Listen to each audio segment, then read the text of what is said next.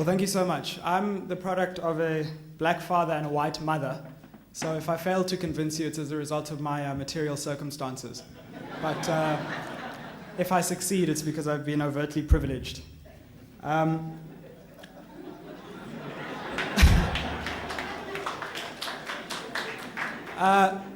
Despite that, my point here today, and what I really want to drive home, is that race is the correct proxy for admissions into university for now. But in the long term, our leaders need to have the fortitude to move away from that proxy when it's in fact appropriate. And I'm going to make 3 arguments here, and then as the debate goes on, I'd like to respond to some of the points which have already emerged from the debate. So the first argument I'm going to make is that there's a blurring of 2 propositions which we are confusing. The first is the biological proposition that races exist, and the second is the sociological proposition that races exist. And I just want to clear the air around that confusion. The second is I'm going to speak about what the effects of the sociological proposition that races exist has on South African society and continues to have on South African society, and why we need to change that.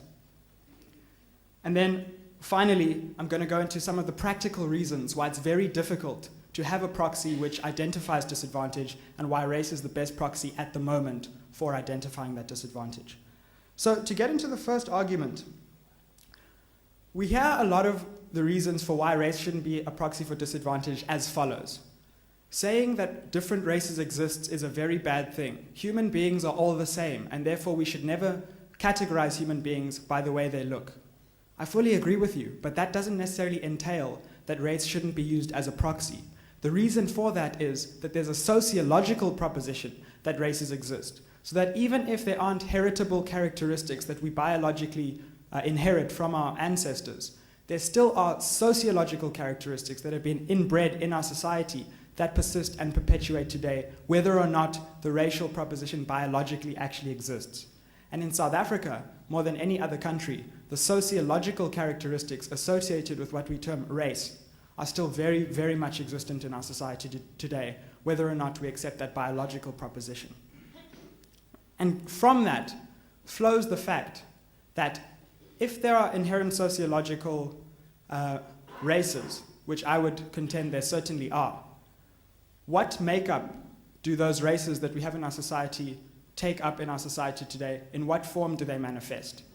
And then we need to look at the history of our society and understand whether there have been artificial schisms caused by that sociological proposition, or whether in fact, even if that sociological proposition exists, we're pretty much equal on an equal footing. And I would contend, and this is my second point, that given that those sociological propositions exist, the schisms that exist in our society on that basis have created a tremendously unequal society on the basis of what we call race. And it's as a result of those very schisms that we need policies in our institutions, in our universities, and in our country which deal with those schisms. So then you get the contention, my favorite contention. What about the bishop student? But if what I've said is true, it still very much applies to the bishop student. So for example, I'm a bishop student. I come to UCT. I'm actually not. I went to St. John's, come on.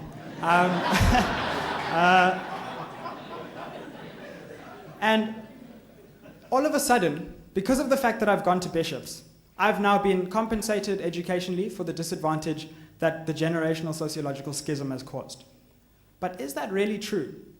Because a number of the people who I went to school with at St. John's actually went to township primary schools.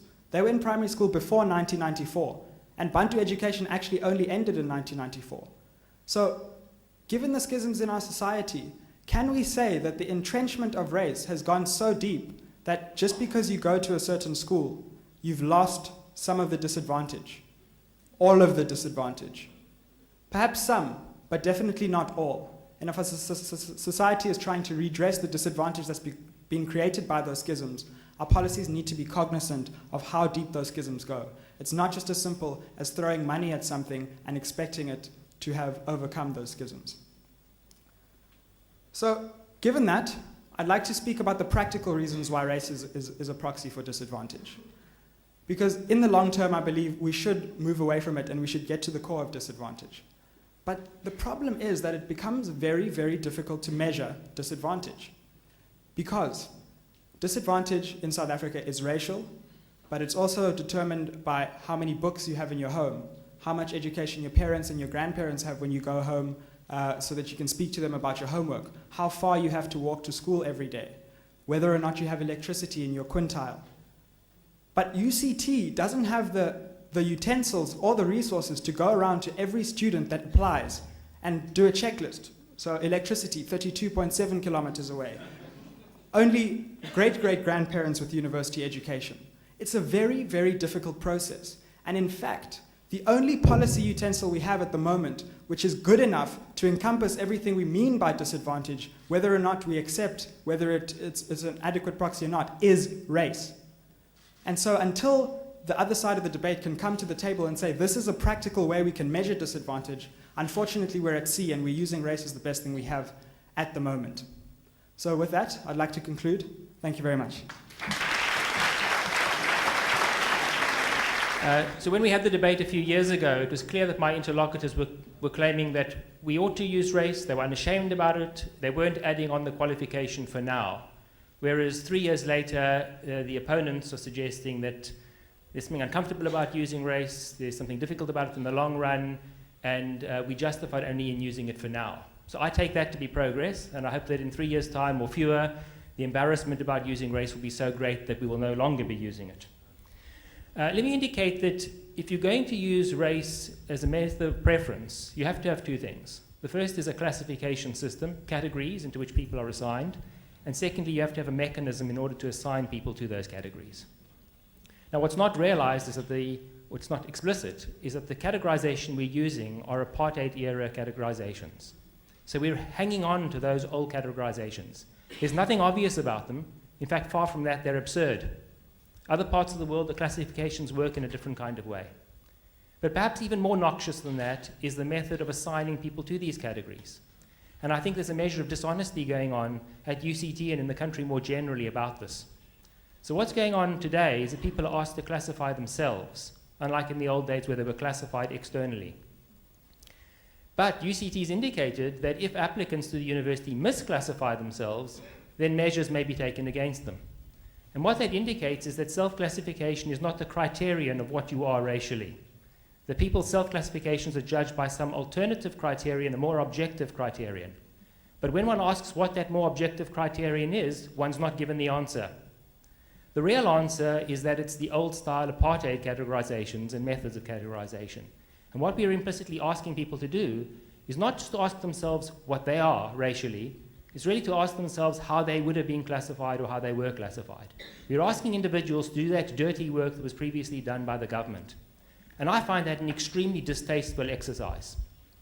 It's distasteful because you're asking people to make the categorizations, and it's distasteful because you're going to now second-guess them on that because you've got those objective criteria that are so deeply offensive and absurd. A further point that I want to make about classification is the one that Professor Alexander was making, and that is that it's a very, very dangerous enterprise. It might not look dangerous now, but as he's indicated, there are ample historical examples where feeding into this notion of race classification, ethnic classification, can under certain circumstances lead to very, very dangerous outcomes. And it may well be the time will come, I hope it won't, where people will look back and ask of those who perpetuated the system of race classification how they could have done that and the blood that they might have on their hands. So I think we need to take that point very seriously. There are a number of points that have been made here that I hope to attend to more in the response and debate session. I am quite keen to keep to my 2 or 3 minutes now. Thanks very much.